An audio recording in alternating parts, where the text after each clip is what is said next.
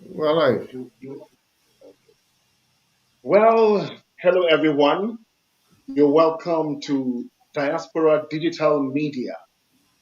On this very beautiful day, we are looking at education and schools. My name is Ron Palm Jr., and together with me is Mr. Pius. He's going to give you the details in a moment. Education is the bedrock of every society.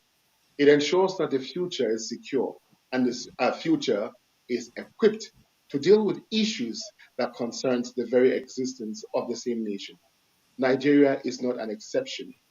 Right from pre-colonial times, we know that initial education from our parents has always been word of mouth, observation, and practice. But with conventional educational system, that one was accredited mostly to missionaries who had to train um, their followership so that they'll be able to read and write, especially the Bible. Today, it has evolved into the fabric of every civilized society in this 21st century. Nigeria, precisely, had very rosy days at the beginning when we hear our parents saying, in 1960, when you finish primary seven, you have a car waiting for you and you can read, write, and perform. How is it today? On DDM Special, my guest, Mr. Pius. Can we know you? My name is Pius Alphonsus Egidion Abasi. I am an educationist. Yeah. I had my first degree, English language major, and I proceeded to have my master's in educational planning and management. I'm the proprietor of Prestige International Schools, located at Jos South Local Government, Plateau State, and I'm also a pastor in clergy and a happily married man with lovely children. So glad to be on this platform. Thank you for having me. Thank you very much, Pius Alphonsus Edidio. Yeah, with your background in education, how was education in those days when you were? I remember in the 70s and early 80s Mhm. in school, we saw it as a privilege to be in school because not many pupils and students had the opportunity to be in school. The fact that their parents couldn't afford sending them to school. Some were sent to go and learn a handcraft, get involved in one skill or the other. We saw it as a great privilege and honor to be in the four walls of the classroom where you interact with people from diverse culture, different beliefs, different upbringing. It was an interesting period. It was a time to know more about others, Yeah.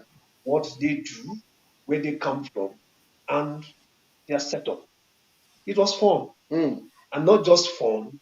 It was also challenging because you would discover that you wouldn't want to be let down.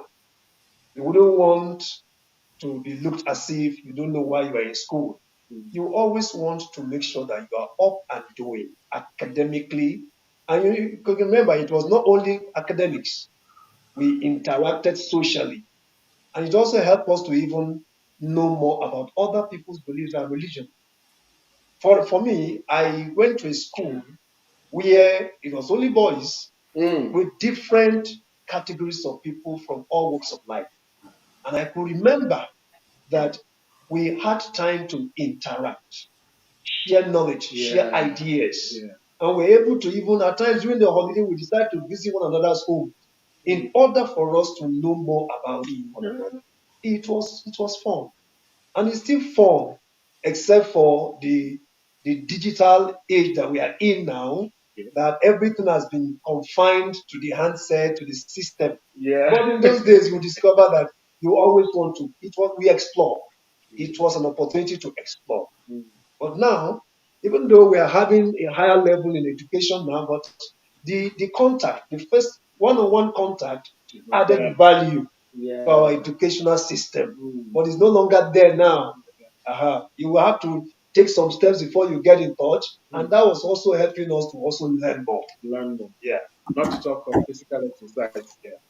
yeah.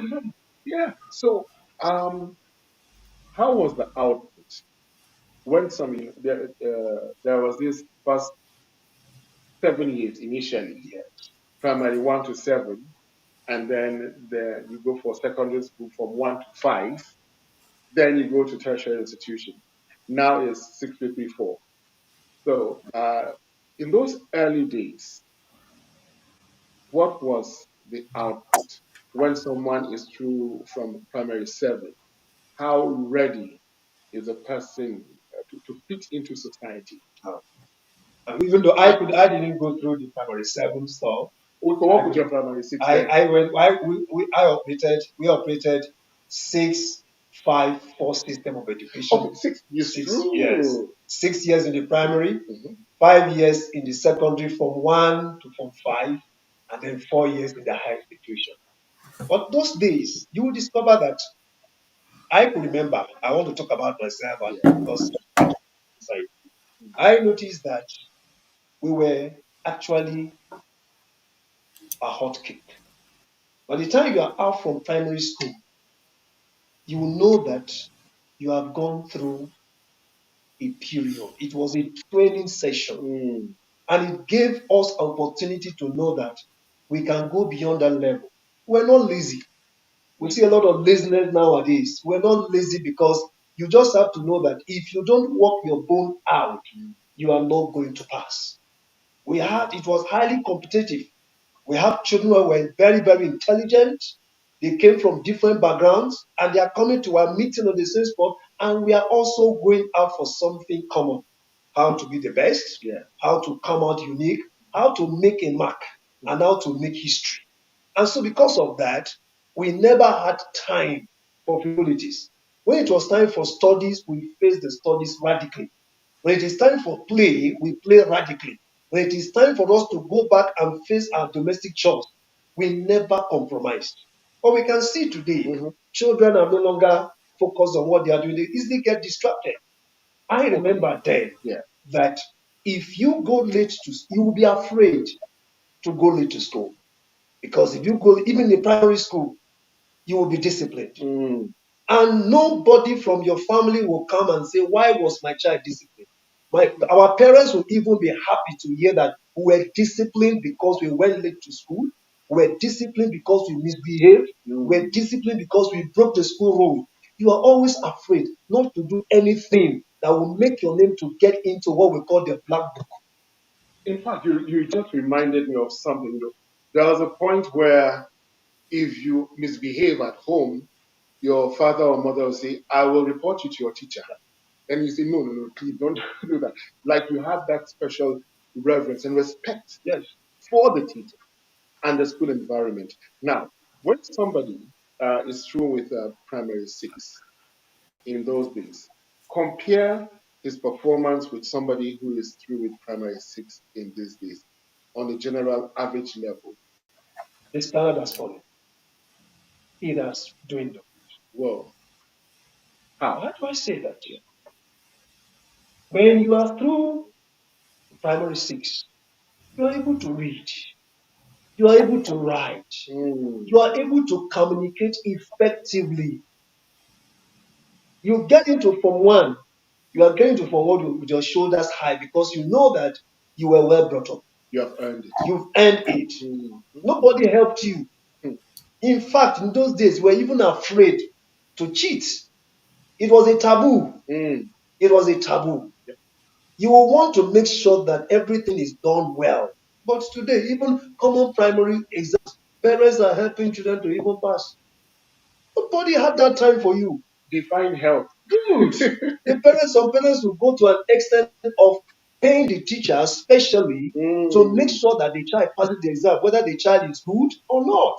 Even at primary level. I can give you instance. I know of a particular teacher who was stealing the exam question before the day and will give it to the child who was privileged to be a lesson teacher, lesson pupil. Whoa. And that's the high level in primary 3, primary 2, primary 4. My goodness. It wasn't found. You won't want access to anything. All you know is that you have to bend down, you read, you study. Those were the days that we burned the midnight candle. Yeah. You wouldn't mind putting your legs inside the water just to stay awake to write common entrance because it was a task. And I remember those days, admission was barely, basically on merit. It is either you earn it through hard work, Yeah. or you forget it. Or you. If you don't work hard, you cannot pass the common entrance. And I remember there was what we call a benchmark. If you don't meet up with the benchmark, you are sent back to the primary school to go and repeat. And nobody will want to repeat. So you have to do everything to make sure that you learn in order to earn your success. And I remember by the time we got to primes, from one, we're top notch. Yeah. We never compromised. And since it was a larger society now, we have people from all walks of life. You will see to it that everything is done. You make sure you are in class, you come to school. I remember I will leave our house, from around 6:30. I will trek In the morning. I will trek 15 kilometers to the school. And you must get to the school before 8 o'clock, 7:30 assembly. If you miss assembly, you are in trouble. You'll be afraid not to miss the assembly. Because those days, teachers didn't have much work. It is your seniors that will discipline you. You will be afraid. Yeah. If I could remember, if you are in this class and you are told that your attention is needed in the staff room, you will almost wee on your body because the staff room was like a demi altar, a demigod, a place you don't want to go, and because the teachers were there. And you discover that today a child can walk into the staff room lackadaisically, laughing with the teachers. You don't have that leisure. You never have that leisure. Because you are there, you know that your teachers are like your second parents. If you misbehave, they will discipline you and they will send you packing. So we discover that today the standard has actually fallen. That is even right from the primary school. We're always afraid. You're afraid not to do anything that will make you to be an offense. There's a difference between being an offender and being an offense. You yourself. You will be very, very careful. You want to carry those days. You discover you are carrying the name of your family with reverence, with awe. Not to see that nothing should be attached negatively to you and your family for the fact that you are in school. I would like to ask a question. I would like to ask a question because this is a very, very important and hot topic. The world has changed. We've moved a lot on. There was no technology. And there's one significant thing that's happened between now and those times when you were in school, when people were in school, like even our generation too. The fact that there's been this proliferation of schools, private schools everywhere. I know for sure that back then there used to be what they call quality teachers. So I don't know. You think that the proliferation of schools in this modern era, schools everywhere, has really brought the standard down? Because right now, I know a place in Abuja where, for instance, if a teacher flogs a child, the teacher goes in for it, not the child. I know a private school in Kuje where there was a teacher that disciplined a child. I think their school fee is almost 3 million or so.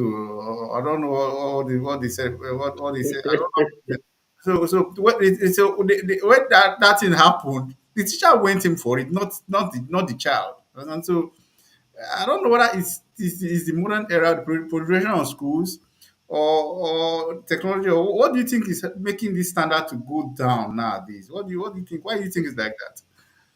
All right. Thank you for that question. I really want to agree with you that the proliferation of schools has actually affected a lot of things in the education system. Many are going into the school not because they have the passion, not because they have the interest of the children at heart, But because it is becoming a very lucrative business, I call it lucrative business, what they call business. But So they're education is not all about business. so they're not Education is about, are you so hear they're me? not so they are not after quality, they're after quantity. No. Mm, They're after, thank you very much. They're after quantity. How many millions can I make? What will mm, make the name of my school to be great? And they can do anything to see to it that they maintain what we call their status. But mm, education shouldn't be like that. It's a sacrificial commitment. Do you know that as I'm talking, that some parents don't even know that their children are being messed up by so-called teachers in the school. But mm, in our days, it was not like that. When you are a teacher, you carry what we call dignity, honor, reverence. Everybody respects you. But today, a child can talk to the teacher because the teacher is also trying to do something funny with the child. mm, Sincerely speaking, in those days that we have few private schools, it was highly competitive. It mm, makes every child to want to sit up and to make sure that he or she does well in order to get into such privileged private schools. And I remember those days. The public schools also, we had quality teachers. And they were doing well. It's quite unfortunate that in Nigeria, the public schools have been relegated. I remember those days that public schools were competing favorably with private schools. In fact, private schools could not even see the back of the private schools, or the public schools rather. So you now discover that we have a challenge. Number one, a lot of things. When we talk about standard, what is that? A level of quality and attainment. It has fallen. On that note, let's hold that thought. Ladies and gentlemen, you're still on to DDM Media, and this is School.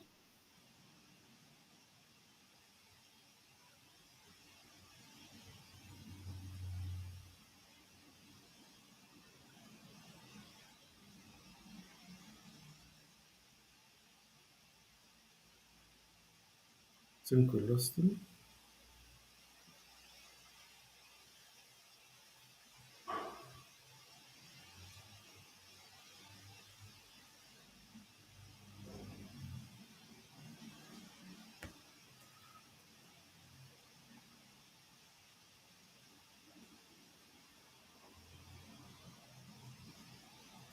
Coming into a situation where we have no discipline and proliferation of schools, but we are moving to the challenges.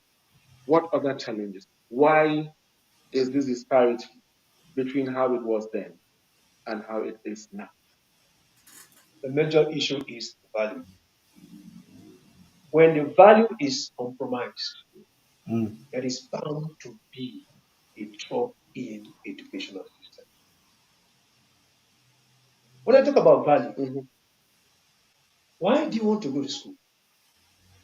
In those days, you are going to school because you want to become somebody in life. You want to add value to the society. You are going to school because you want to become, why do you go to school? To become educated. Now, to be educated means that you add knowledge. Mhm. The difference between an educated person and an illiterate is knowledge. Yeah. And when there is no knowledge, you will discover that a lot of things go wrong. Mm. So when you go to school, you are going to school because you want to come out to become somebody that will be reckoned with, not negatively but positively. You are somebody that want to also impact life in order to add value to the society. So the major thing is our values are dropped. People now go to school because they want to acquire certificates. Let them know that I went to school. But I remember in those days, my principal said something in the secondary school. He said, "Don't just go through school. Let the school go through you." And that means that everything that will help you to become unique and dynamic in the future, acquire it in the four walls of the classroom. And when these values have been tampered with, we're bound to see what substandard education. In those days, when you're writing your WAEC, nobody, no teacher comes to help you. Nobody. Nobody. In fact, the subject teacher will not even appear in the examination hall. But today, what do we see? Some schools have exam centers just because they want to make money. And when the children are writing exams, they will come there and be dictating the exams, the answers to the children. What will these children become? What can we do with them tomorrow? Can they impart knowledge? You don't have it. They don't have it. Because you can't offer what you don't have. Exactly. Sincerely speaking, I know, thank God for the technology, is good. But we discover that it has actually affected the standard of education negatively. Okay. How did we now get about to the position where we are, where people have so-called magic sense? You know, that's another issue we need to we need to talk about. Number one, for a school to be approved, there is what we call the laid down principles and standards. But we discover that those who ought to enforce this are being corrupt. Some bribe their ways through to get their school registered, even when the standard is not there. Mm. Number one, the facility may not be there. Facilities. No, but you can imagine, how can you have a school that has a examination center in a building, just a small building, and it's WAEC center, WAEC accredited, NECO accredited. Now, how do you cope? Where is the space for the extracurricular activities? Mm-hmm. Where are the computers Mm-hmm. that will make the children know? Aside from where are the workshops? The children don't even know anything. Laboratories, they don't know. And yet, these are the schools that have been approved by the Ministry of Education just because somebody is able to pay his way or her way through negatively. And that is part of the corruption we are talking about. The best thing is this thing has to be corrected. If only the right thing will be done. Schools should, there are schools who ought not to be operating by now because, number one, they don't have the standard facilities of what it takes to run a school. This should be checked. No matter whose ox is whosoever is affected, let's do what is right. And when we made up our mind to do what is right, the value will be restored. This is where we are heading to. And I'm trusting God that God will help this country called Nigeria, our beloved country, so that things will go back to what used to be.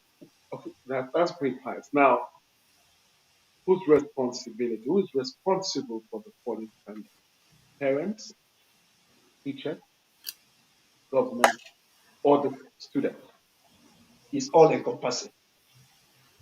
The students, number one, let me start from this.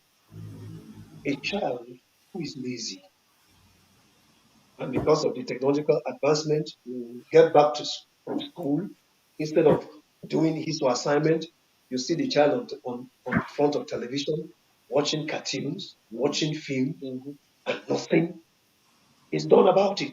Nobody is there to tell the child, it's your timetable. When you come back from school, there are chores, there are time. You need to set up your timetable. Somebody is there to guide. Number two, parents also are not helping matters. Some parents are not there for the children. They don't even know what the children do after school. And by the time they will come back, the children are asleep. And when the children wake up, daddy and mommy are already out of the house. It's a problem. Children should be blamed. Parents should also be blamed. And then the society also should share in the blame because we are not ready to put the right people that will correct this anomaly. It's an anomaly. It's an eyesore. Politically to administer the education system. Yes.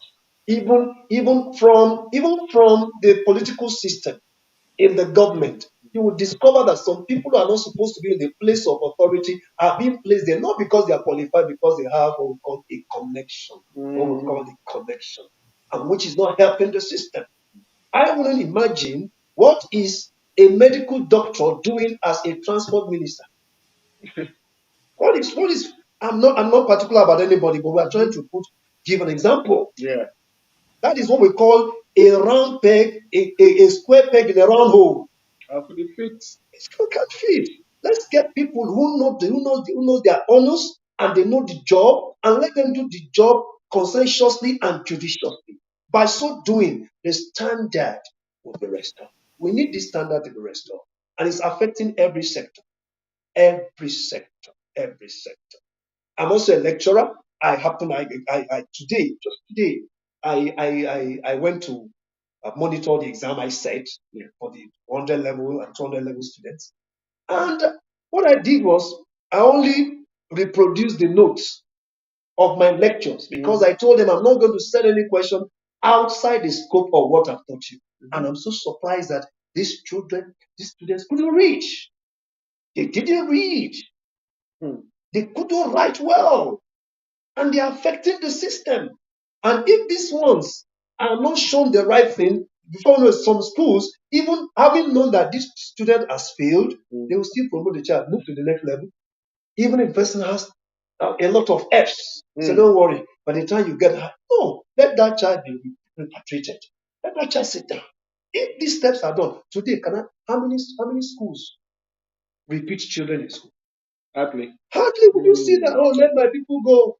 Let my people go. And even when they are coming in for the entrance exam, they pass, they don't pass, no problem. All we need is let's get the money. And that started from primary school. Yes. Let my people go. Yes. Now for writing YA, since they cannot let go, they make magic centers. And when they're in the university, as they get to, you can find out sometimes they write the exam, they go into court, go into prostitution to pass their way through. Then we end up with doctors, pharmacists, engineers who cannot actually perform. And lives are in their hands. Let me shock you, sir. Let me shock you. I had opportunity of applying for some corps members some years back, about 10 years ago. And when they came, one of them studied BSc physics from a prestigious university Here in Nigeria. And we needed physics teacher then. By the time we brought him and opened our lab for him, he said, okay, I've never seen this equipment before. This is somebody who graduated BSc physics. He has never seen this kind of equipment before, the laboratory science equipment. Wow. So how did you? Another one came and she studied BSc statistics. And I said, wow, he's a mathematician. I said, okay, lady, you're going to teach JS3 mathematics. I said, sorry, I can't teach JS3 mathematics. And not necessarily a graduate of statistics. How did she get it? I've been to the bank where I had to help a youth corps member to fill the bank teller. A corps member that could not fill a bank teller. Wow. This is serious. Kevin. I'm not surprised. I'm not surprised. There's a video going the rounds on YouTube where there's this random man. It's like comedy skits. It looks funny, but it's not funny. He went to a passing out parade and was asking them. What was the meaning of? I forgot what was asking them. A particular word. And was asking the coppers to spell the word. Oh, it was a disaster. You need to see the outcome. Okay? They could not spell. If as one, they could not even tell the meaning of the basic word. So it's what's going on. See, our government may be overlooking education, but in the long term, it's going to be a disaster. For these people are entering into some important parts of the society after being called so-called graduates. Like Mr. Pius just said now, they came to his school. Imagine if he went there to allow them to go ahead and to that lady. Some of them may not even may not even say anything. That one was even truthful. He said she couldn't teach it. But there are some that they will say okay, but they will go there and begin to teach nonsense. That's the society yes, we find ourselves in now. Most of them come out like that because of the malpractice that has taken place that their parents have encouraged over the years. I don't know. Mr. Pius, these are eye opener, and I just hope. I don't know what you have to say about how this country can remedy this kind of thing. I don't know that's how can all these kind of things be remedied, Mr. Program? Over to you. One thing is This topic is so loaded, Mm, and I think we would come and visit Mr. Pius Edidiong again mm, to give us step-by-step suggestions. That is his field to the master's level, his lecturing. So would like to tap more from his experience on mm, how to navigate out of this. We didn't get here in 1 year. We may take some time. And this is touching the fabrics of our society, whether we like it or not. Sometimes you may not see the importance, but when you realize that the doctor who is holding a scissors to cut you open does not know what he's doing, you mm. rather go with the illness. So I think, would you be willing to maybe come? We could join you next week again. You're always welcome. You're welcome. This is my field, and I'm willing to offer anything that will help correct this anomaly. Very, So, ladies and gentlemen, Pius Edidion, give us your final shot in terms of the reality check. Then next time we come, we continue from what should be done properly. Thank you very much. Well, I think we really have to do a lot of things to make sure that with what people are doing, I love what you are doing. Also going to go far. It's also going to help reach out to different authorities so that they will be able to know that there are a lot of things happening right in the educational system. It's a rot. Mm. It's a rot. And we need to correct it. But what I want to say is please keep up what you are doing. And we're trusting God. We're ready to give all our necessary backings to see to it that the right thing is done. And when that is done, it has to be number one, individual contribution, individual commitment to see to it that things are done correctly. And when such is done, it may not happen in our own time now, but the next generation to come, Mm. if they see that the right steps are being taken, they'll also want to follow. That's right. Thank you very much, Pius Edidion. My guest today on schools and education has been Pius Edidion, the proprietor of Prestige International Schools in Jos South. He is a master's holder in education and a lecturer at the same time. Today we have looked at the Nigerian reality, standards of education. For anyone who had the benefit of being educated in the 20th century, you will agree with us that there's a clear departure, as succinctly put out by our guest. Thank you, Kevin, for being there and being part of the entire team. On DDM, Diaspora Digital Media, we look at something that has not been looked at, whether domestically or by the international media. That is why we are different. Education is too critical for us to play with. And if we play with our education, then we have played with our future, and the lives of our children would be in jeopardy. On behalf of the entire crew, stay tuned next week, next time on DDM. Catch us on Twitter, Facebook, and Instagram for more. On behalf of everyone, do have a pleasant time. Ron Palm Jr. saying goodbye. Thank you. You